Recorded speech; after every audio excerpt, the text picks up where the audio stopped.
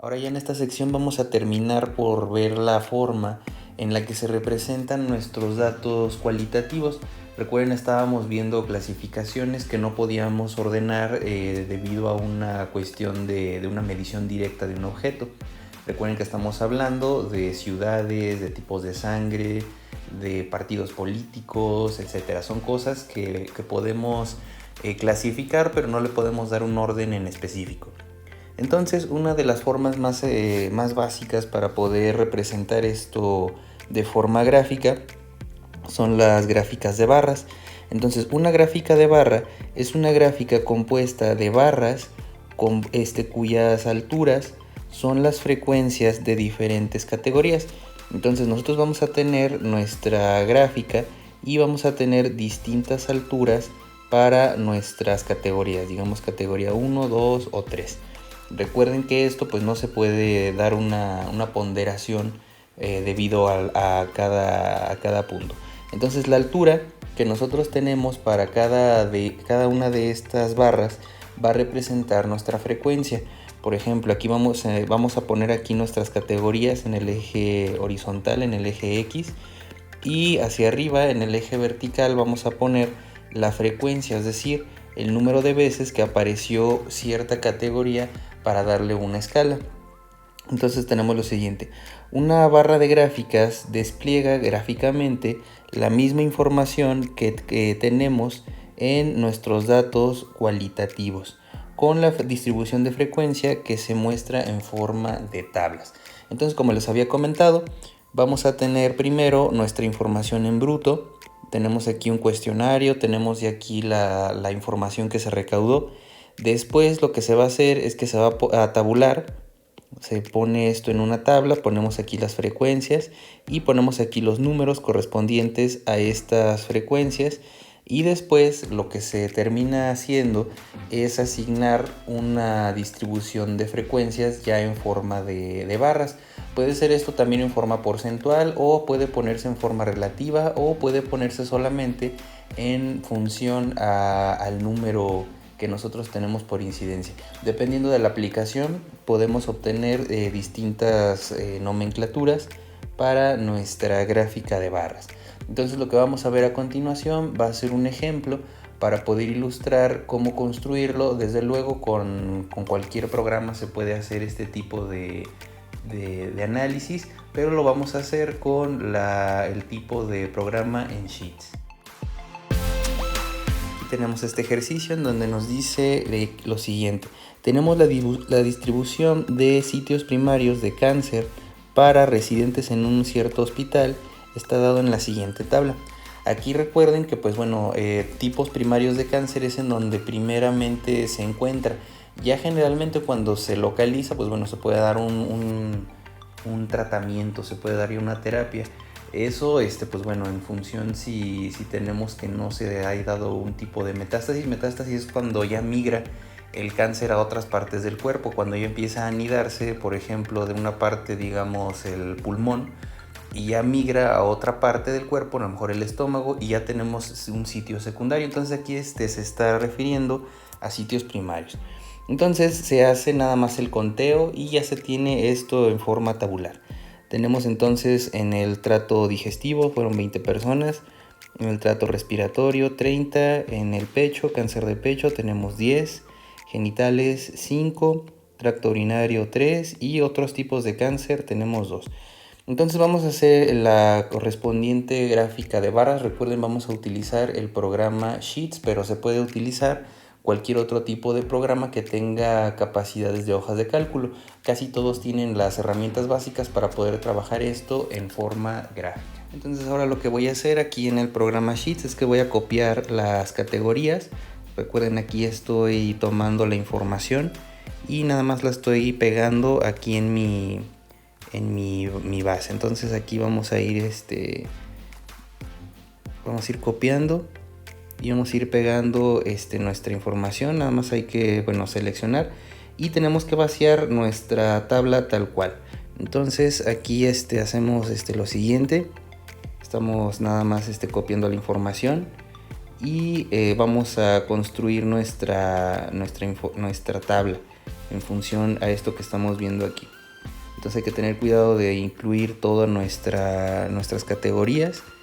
Y bueno, aquí ya tenemos el cáncer de pecho. Tenemos aquí después el cáncer de genitales. Después, bueno, vamos a seleccionarlo de esta forma. Se puede hacer de varias formas o se puede transcribir tal cual como quieran trabajarlo. Y finalmente aquí otros. Entonces esa es ya la última clasificación. Entonces aquí tenemos ya nada más otros. Es copiar y pegar nada más.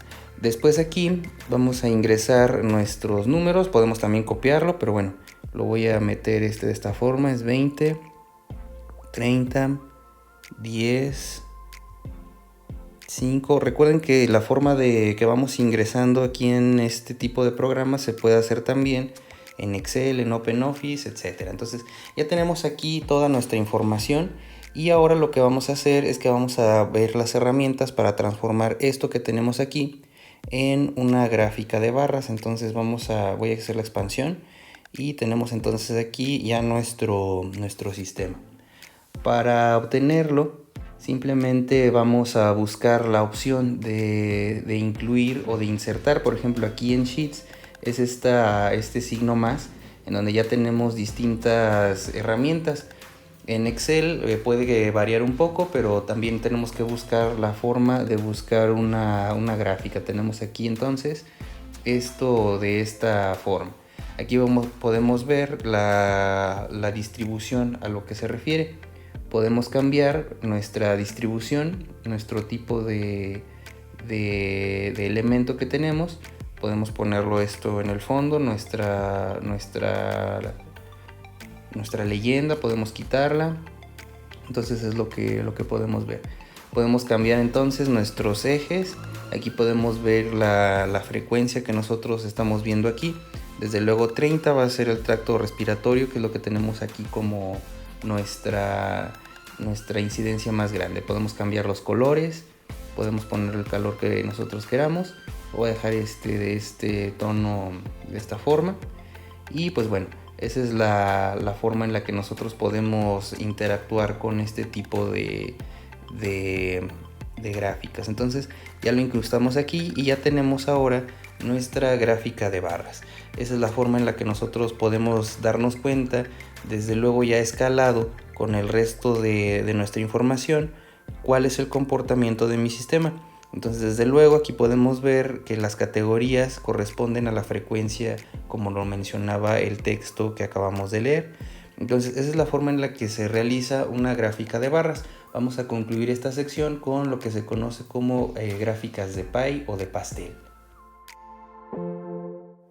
Por último tenemos esta otra forma de representar datos cualitativos que se refiere a una gráfica de pie o de pastel.